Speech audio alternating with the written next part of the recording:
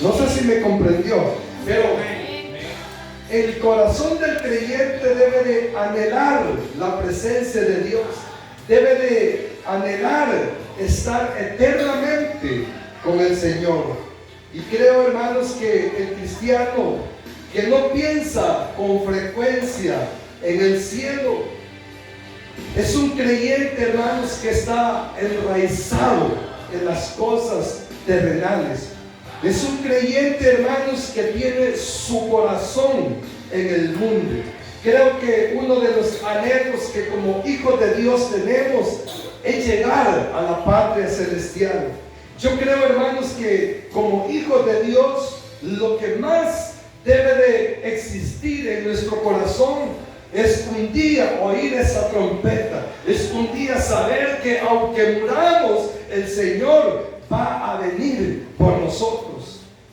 En esta vida, hermanos, nosotros podemos ser semejantes a dos tipos de personas que están en la tierra. Dos tipos de personas, hermanos, que se mueven alrededor nuestro. Yo no sé de cuáles es usted, pero la vida me enseña que hay un tipo de personas a las que se le llaman turistas, y hay otros, hermanos, a los que se le llaman peregrinos. Yo no sé si usted puede quizás como interpretar cuál es la función de cada una de estas personas, pero en el caso del turista, hermanos, es una persona que cuando llega a un lugar disfruta del panorama. Es una persona, hermanos, que va con la intención de querer aprovechar cada oportunidad que tenga, de disfrutar de lo que hay en ese lugar, de convivir con esas personas, de, hermanos, de poder como hacerse paralelo a esas personas o de ser igual quizás que aquellas personas. El turista por lo general llega a un lugar, hermanos, y está como interesado en descubrir todo lo que aquel lugar tiene.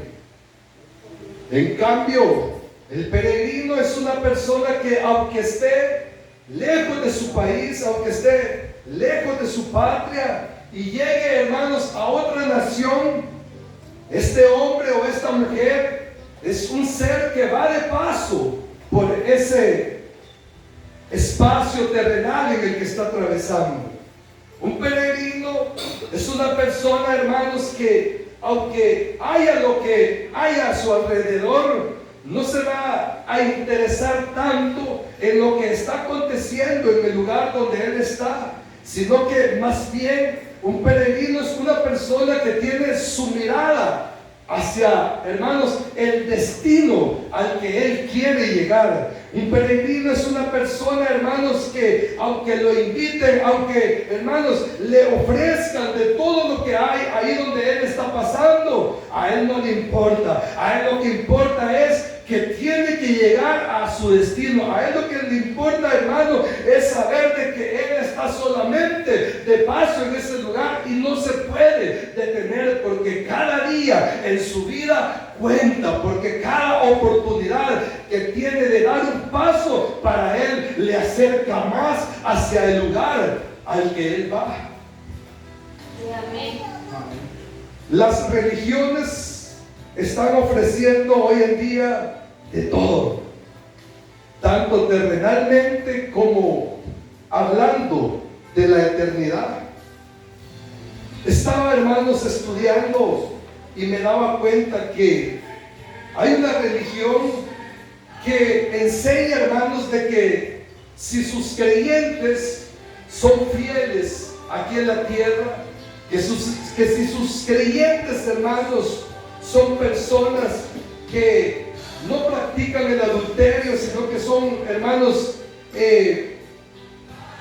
respetuosos con su pareja, que son personas, hermanos, con fidelidad hacia su cónyuge, a estas personas se les promete que en la eternidad el premio para ellos de haberse abstenido de poner su mirada en otra persona que no sea su cónyuge, el premio es que allá en la eternidad van a haber muchas mujeres, en el caso de los hombres.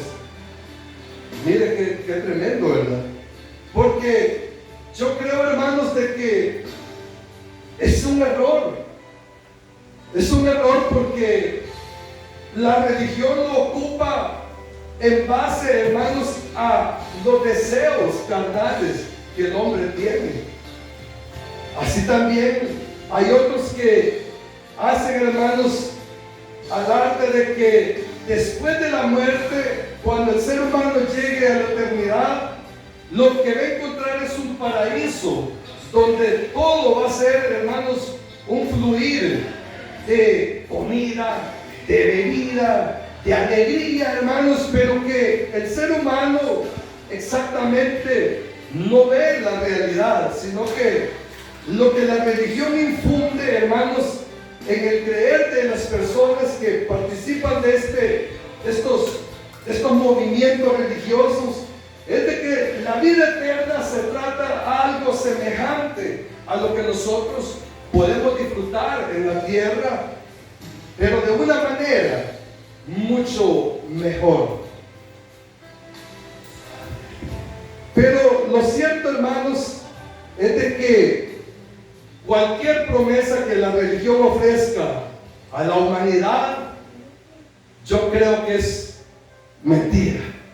La Biblia nos habla la realidad de lo que es la eternidad. Yo no sé si usted se ha puesto a pensar, hermanos, detenidamente, conscientemente, qué es lo que usted espera después de morirse. Miren, decir que vamos para el cielo, hermano, se ha hecho tan práctico que hoy en día cualquier persona se llena la boca y dice: yo voy para el cielo. Decir yo voy para el cielo, hermanos, se ha hecho tan común, se ha hecho tan sonado que todo el mundo piensa que va para el cielo. Todo el mundo piensa, hermanos, que el sacrificio de Cristo es por una humanidad entera. Pero lo que la Biblia me enseña es que el sacrificio de Cristo es para aquellos que quieren, es para aquellos que desean, es para aquellos que en realidad sienten en su corazón el deseo de estar eternamente al lado de nuestro Dios. Hay dos caminos de los que la palabra de Dios habla para llegar al cielo. Dice la palabra del Señor que hay un camino estrecho y hay un camino que es ancho. El camino ancho que lleva a la perdición. El camino ancho es el que está lleno de placeres. El camino ancho es el que disfrutan los turistas, porque a ellos lo que les importa, hermano, es, como dice la palabra por ahí en el Nuevo Testamento, dice, como decía Pablo, comamos y bebamos, que mañana moriremos. Es decir, disfrutemos de esta vida, porque después de esta vida no hay otra. Entonces, el mundo va por el camino ancho, por ese camino que no tiene cuestas, sino que todo es para abajo y por lo tanto es fácil. Yo me recuerdo que en una ocasión tuve una plática con un primo y yo le hablaba del vehículo que en esos días tenía, y me hace una pregunta y me dice él: y jálame, o sea, en el sentido de que si el carrito era bueno para correr. Y yo le dije: sí, le dije, ese carrito le meto y tiene un jalón bueno. Y se pega la carcajada y me dice: me dice, si es que para abajo están las piedras, jálanme. Entonces, mire qué tremendo, porque para abajo, hermano, no hay dificultad. Para abajo, hermano, por la gravedad, usted sabe que cualquier cosa agarra envión, como decimos en buen salvadoreño, ¿verdad? Entonces, así es el camino ancho que la vida presenta para el ser humano. Pero hay un camino, hermanos, que es difícil. Hay un camino, hermanos, que cuesta. Hay un camino, hermanos, que, hermano, que si usted está en este camino y siente que no le cuesta, es preocupante. ¿Sabe por qué? Porque la palabra de Dios habla de que el reino de los cielos es arrebatado por gente valiente, es arrebatado por gente que no es perezosa, es arrebatada por gente diligente. El reino de los cielos es para gente, hermano, que no se puede quedar estancada, que no se puede dormir, sino que es para gente que tiene anhelo, es para gente que no se conforma. Entonces, ese camino sí es estrecho, cuesta, pero lo importante de que cueste, hermanos, es saber que es seguro, que no importa, hermano, que muchas veces en nuestra fuerza humana ya no podamos, que no importa, hermanos, saber de que hay momentos en que la tentación se nos va a presentar, y aunque nos cueste decirle que no, nosotros, hermanos, sabemos que si lo hacemos para el Señor va a haber una recompensa adelante que va a sustentar nuestra vida, que nos va a dar la satisfacción de haber logrado, de haberle dicho no a la tentación. Pero lo cierto es que, hermano, cuesta este camino que lleva hacia el Señor. Ahora, hay dos maneras de llegar a la patria celestial. La palabra de Dios nos habla de que la muerte es un método por el cual nosotros vamos a llegar a la eternidad. Pablo decía, porque para mí el vivir es Cristo y el morir es ganancia. Pero lo decía en el sentido, hermanos, de que la obra de Dios necesitaba de hombres dispuestos a luchar, necesitaba de gente, hermanos, que tuviera el deseo de enfrentarse a la adversidad que el mundo da. Y usted sabe de que el apóstol Pablo, hermano, él fue un hombre que dio hasta su vida. Él mismo decía, no importa dar mi vida por causa de la obra de Dios, y lo hizo. Entonces Pablo en ese sentido decía, yo quisiera estar en la presencia del Señor. O sea, yo quisiera morirme ya y ir a gozar de la eternidad, de cada una de las promesas del Señor, pero por causa de la obra de Dios prefiero estar aquí, porque sé que le soy útil al Señor aquí en el mundo para seguir haciendo la obra de Dios. Entonces Pablo estaba consciente de que si moría iba a la presencia de Dios, y estaba consciente que si la trompeta sonaba, de igual manera iba a la presencia de Dios. Entonces vemos que la muerte es un paso para la eternidad, y que de igual manera el arrebatamiento, o lo que nosotros conocemos como el rapto, nos va a llevar a la presencia del Señor. Mire, si nosotros no hemos muerto para el momento en que esa trompeta suene, usted y yo vamos a ser arrebatados, porque dice la palabra del Señor que con voz de mando, que con voz de arcángel y con trompeta de Dios descenderá del cielo y llegará a las nubes para arrebatar a todos aquellos que estemos vivos, pero que estemos esperando. Bien, entonces podemos darnos cuenta que hay dos formas de llegar al cielo, ¿verdad? Dos formas de llegar a la eternidad: la muerte y el arrebatamiento. Ahora, cuando nosotros hemos llegado a esta porción, me llama mucho la atención, porque, hermanos, hay mucha gente que no quiere ir al infierno. Hay mucha gente, hermanos, que se acerca al Señor, se acerca, le voy a decir, a la iglesia, a la denominación, a la congregación. ¿Pero sabe por qué? Porque le tienen pavor, porque tienen temor del infierno. ¿Eso está malo? No, no está malo que la gente le tenga miedo al infierno, porque la palabra de Dios dice que existe el infierno, y no habla que es un lugar bonito, sino que habla que es un lugar de tormento. Entonces, hermano, Es bien importante que la gente sienta temor del infierno, pero ¿sabe qué, hermano? Que venir al Señor por querer huir del infierno, hermano, no garantiza la salvación. Mire, las congregaciones están llenas de personas como la nuestra. Está lleno en el nombre de Jesús, eso está rebalsando. Pero ¿sabe por qué están llenas a veces? Porque a las personas, al mundo se le ha predicado un evangelio, hermanos, de que hay un infierno y que hay que salvarse, que hay que correr de ese infierno y hay que buscar la salvación. Pero ¿saben cuál es el problema, hermano? De predicar solamente de que hay que correr del infierno. El problema es que no se le ha enfocado al ser humano de que primeramente, antes de amar su vida y de correr del infierno, debe de amar a Dios, debe de amar al Señor, porque nadie va a llegar al cielo simplemente porque no quiere estar en el infierno.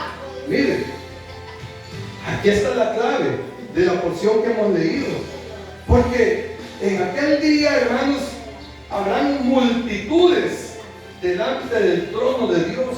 Pero ¿sabe quiénes van a ser esas multitudes? Son aquellos que quieren conocer al Señor. Van a ser aquellos que anhelan, hermano, estar con Dios. Pero ¿sabe por qué anhelan estar con Dios? Porque lo aman. Porque son personas que en su corazón sienten, hermano, una gratitud al Señor por el hecho de que, como dice la palabra, de que nadie daba nada por nosotros, pero Él lo dio todo. Él nos mostró su amor en la cruz del Calvario. Él nos mostró su amor dándonos a su Hijo, mandándonos a morir en la cruz del Calvario. Entonces el Señor ha mostrado ese amor, y hoy, en gratitud a ese amor, nosotros le amamos. La palabra de Dios dice que nosotros le amamos a Él porque Él nos amó primeramente. Entonces, hermano, la gente hoy en día pocas veces se detiene a pensar en la realidad de lo que es ir al cielo. ¿Y a qué vamos a ir al cielo? Mire, la gente se aburre en las iglesias de cantar, ¿sí o no? Yo estoy seguro que si le dicen, hermano, venga y vamos a hacer un culto de 5 horas, 2 horas de cantar, 2 horas de orar y 1 hora de prédica, no cualquiera viene. Pero si le decimos, hermano, venga porque vamos a hacer un desayuno antes del culto y un buen almuerzo al finalizar el culto, media hora de cantar, 15 minutos de prédica y nos vamos a gozar, hermano, esto estuviera lleno. Pero a la gente le aburre cuando se trata. Miren, yo digo que es tremendo, porque le aburre cuando se trata de cantar al Señor. En la adoración uno hasta se duerme. En la alabanza otros ni participan porque no encajan. Y en la palabra, peor, porque se duerme la gente. ¿Pero por qué se duerme? ¿Por qué no siente aburrido? ¿Por qué no siente aburrido? Porque no hay un interés en querer más del Señor. Miren, cuando nosotros tenemos un interés de Dios, hermano, pasan las horas y uno no siente las horas. Allá estaba Pablo predicando y dice que estaba en un montón de gradas. No asientan así como en los circos. ¿Han visto los circos? Que ponen las gradas para que la gente se siente. Los que están más atrás o los que están más altos. Dice que allá estaba un jovencito atento porque todo el día había predicado Pablo y de repente ¡pah! Se durmió. Pero mire, dice que ya tenía todo el día de estar escuchando a Pablo que predicaba. Entonces a este joven le interesaba conocer más del Señor, pero por supuesto, ¿verdad?, que el cuerpo llegó al punto en que se debilitó y se durmió. Pero nosotros venimos de dormir de la casa y nos venimos a dormir aquí. Aleluya, tremendo, ¿verdad? Entonces lo digo porque así como hay gente que siente que es aburrido un culto, hermano. También hay gente que le aburre todo lo del mundo. Mire, por ahí yo tengo un primo que cada vez que nos iban a dar de comer, cuando estábamos niños allá en la casa, decía, ¿y qué hay de comer? Frijoles, decía. Y otra vez frijoles, decía. Y todo el tiempo, ese era el menú para nosotros. Frijoles, lo único que a veces eran licuados, otra vez enteros, así, a buscarle, ¿verdad? Pero mi primo, me acuerdo que todas las veces renegaba porque era un frijol. Mire, cualquiera, ¿verdad? Se aburre de lo mismo, ¿sí o no? Sí. Entonces, eso es normal. En el mundo cualquiera se aburre de lo mismo. Mire, estar de fiesta todos los días, a cualquiera le aburre. Yo en cierta ocasión le pregunté a alguien que trabaja amenizando fiestas. Y yo le digo, pues si usted todos los fines de semana en la fiesta, pero me aburre. Si yo cuando siento, le pongo la música y bueno, que la gente aquí, y yo siento ya, o sea, le aburre, porque todo aburre en la vida. Entonces, la gente cuando nosotros le hablamos de congregarse y le hablamos de que vamos para el cielo, lo compara con lo del mundo. Y dice la gente, ¿y a qué voy a ir al cielo? Y más cuando le decimos aquí, mire hermano, nosotros vamos a ir al cielo porque vamos a ir a alabar al Señor, porque le vamos a ir a adorar. Y dice la gente, si aquí una hora de alabanza me aburro, y cuando llega al cielo, y es eterno, y no se van a acabar los siglos, hermano. Dice la palabra que la eternidad es por los siglos, de los siglos, de los siglos, de los siglos. Hermano, no hay fin en el tiempo. Y vamos a ir a adorar al Señor. Cualquiera puede decir, ¿y para qué tanta eternidad para ir a adorar al Señor? Pero aquí está, ya lo voy a explicar. ¿Dónde está la clave? Las personas se aburren de adorar al Señor. Pero dice la palabra de Dios que en esa eternidad a la que nosotros vamos, hermano, ahí no va a haber aburrimiento. Ahí no va a haber, hermano, desesperación. Ahí lo que va a haber es gozo. Ahí lo que va a haber es alegría. Ahí lo que va a haber, hermano, es una felicidad completa. Porque nosotros vamos a la presencia de Dios.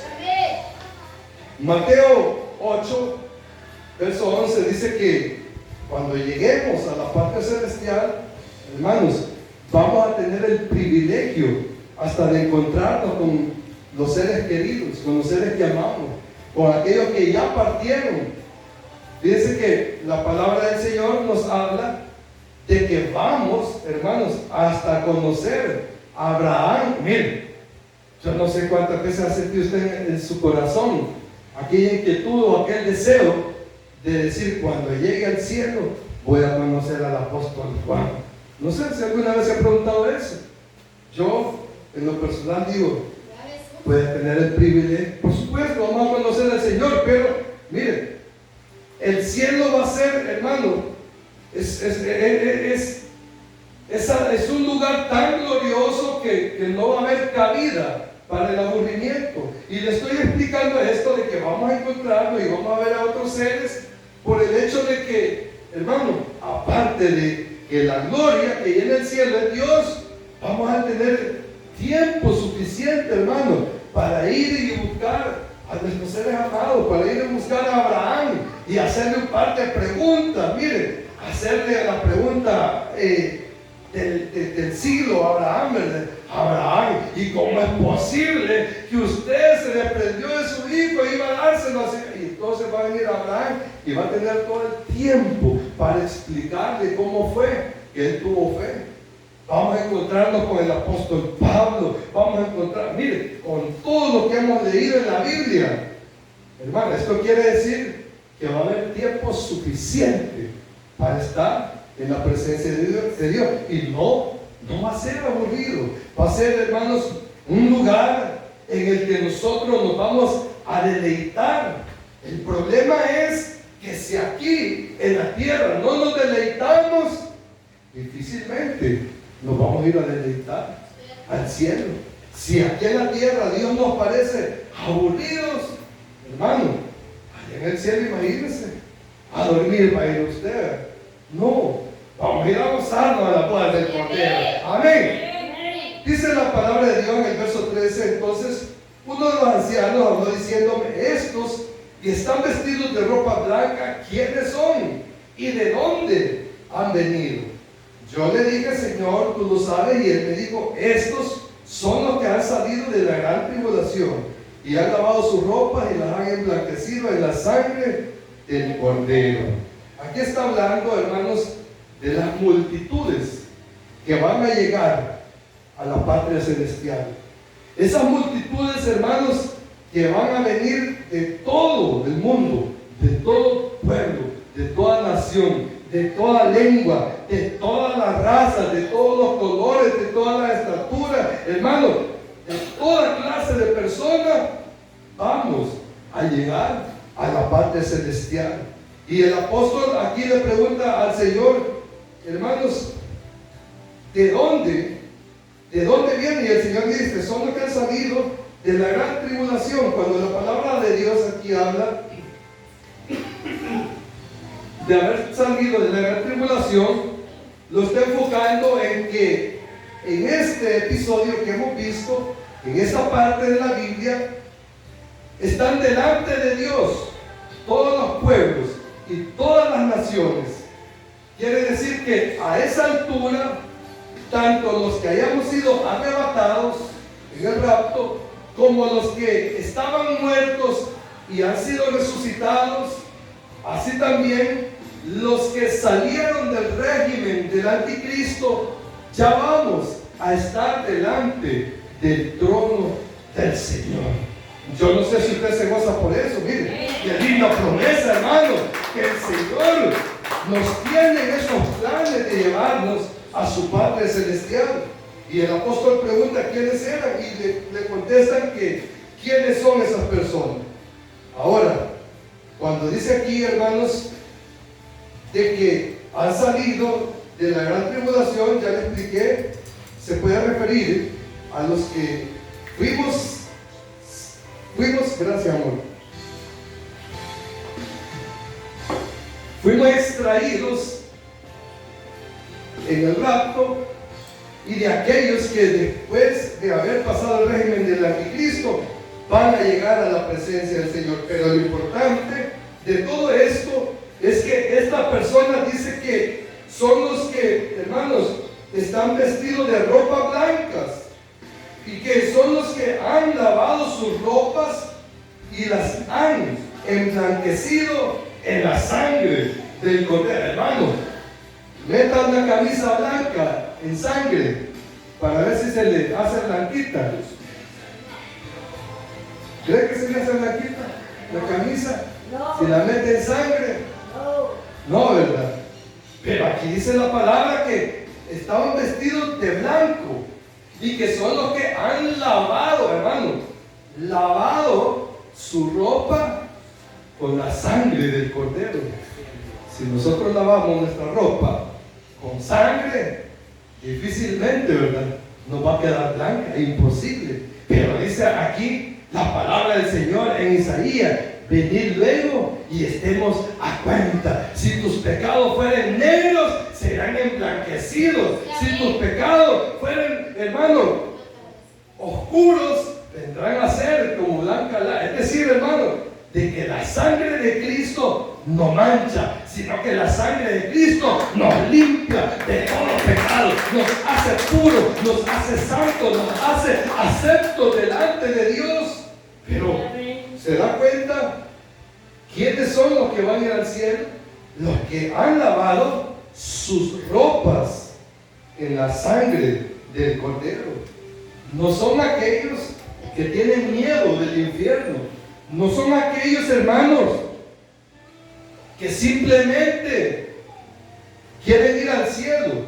sino que son aquellos que han lavado sus ropas en la sangre del Cordero. Es decir, que son aquellos, hermanos, que aquí en la tierra le adoramos. Son aquellos que aquí en la tierra nos dispusimos para el Señor. Somos, hermanos, los que aquí en la tierra no nos importa, hermanos, lo que hay en el mundo, porque no somos turistas, sino que somos peregrinos. Sabemos de dónde el Señor nos trae y sabemos para dónde nos lleva. Yo no sé si usted va para el cielo, pero yo estoy seguro que si usted va para el cielo, a usted no le va a importar nada de lo que el mundo le ofrezca, porque usted ya no es turista.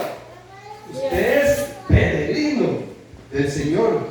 Cuando yo hablo de peregrino, siempre tengo en mente orar por aquellas personas que van de paso. Hoy se ha calmado un poco, pero yo siempre he tenido la costumbre de orar por aquellos que vienen de Sudamérica y que van para Estados Unidos. Mira, hay personas que atraviesan el Darién, que está entre Colombia y Panamá. Es una selva que difícilmente cualquiera la atraviesa. Quedan multitudes de personas ahí porque hay animales salvajes y las condiciones de la selva no son para habitar humanamente. Entonces, lo que pienso es esto: estas personas hacen una travesía, pero ellos van caminando con dificultad, ellos van caminando, hermano, a veces sin comer, ellos van caminando de día, a veces van caminando de noche, hermano, y no se detienen. Ellos dicen: voy a llegar a Estados Unidos, voy a llegar, y van con aquella mentalidad que van a llegar a su objetivo. Y a estas personas, hermanos, no les importa nada de lo que hay en el camino. Ellos siguen el destino al que van. Y yo digo: qué tremendo, hermano, qué tremendo, porque estas personas sufren en el camino. Estas personas, hermano, están dispuestas hasta dejar su vida en el camino. Y estas personas, hermano, son de las que habla la palabra de Dios. Son personas que vamos a sufrir. Son personas, hermanos, que vamos a tener que pagar un precio. Mire, el turista llega a un lugar, y usted sabe que un turista llega a pasear, ¿verdad? Un turista llega con suficiente plata y se va a buscar el mejor lugar, el más seguro, y va a buscar lo más bonito de aquella ciudad o de aquel lugar, porque a él lo que le interesa es conocer y experimentar. Pero a un peregrino, hermano, a un peregrino le toca hasta vivir en la calle, de ser posible, porque no tiene nadie que lo esté esperando en ese lugar. Un peregrino, hermano, es una persona que si comió bueno y si no comió bueno, pero que va de camino, que no le importa que se le acaben los zapatos, pero que va a llegar. Yo no sé si usted se está ahorita identificando con quién está usted, si es peregrino o es turista. Pero cuando la palabra de Dios aquí nos habla de que estas personas, hermanos, lavaron su ropa en la sangre del Cordero, está hablando, hermanos, de que hubo una disposición, que hubo una búsqueda, que hubo, hermano, un amor hacia el Señor. Y yo le dije: Señor, tú lo sabes. Y Él me dijo: estos son los que han salido de la gran tribulación y han lavado su ropa y la han emblanquecido en la sangre del Cordero. Por eso están delante del trono de Dios, oiga, y le sirven día y noche en su templo. Cuando la palabra de Dios dice aquí, hermanos, que vamos a ir a la parte celestial, porque aquí está hablando ya de que hemos llegado, créase usted, por la fe, levante su mano y diga: ya llegamos, aleluya, en el nombre de Jesús, ya estamos en la parte celestial. Aquí vamos a ir, dice que son los que le sirven día y noche en su templo. Cuando la palabra aquí habla de servir, está hablando de adorarle, está hablando de exaltar al Señor, está hablando, hermano, de que vamos a tener todo el tiempo para postrarnos delante de Él y decirle: santo, santo, santo es el Señor Dios Todopoderoso, creador del cielo y de la tierra, creador de todo el universo. Y no vamos a parar de alabarle, no vamos a parar de adorarle. Sí, hermanito amado, ¿por qué qué le estoy diciendo todo esto? Se lo estoy diciendo porque la iglesia ha perdido el punto de vista. Primer amor. Ha perdido el interés de llegar a la patria celestial. Y piensa la iglesia, hermano, que estando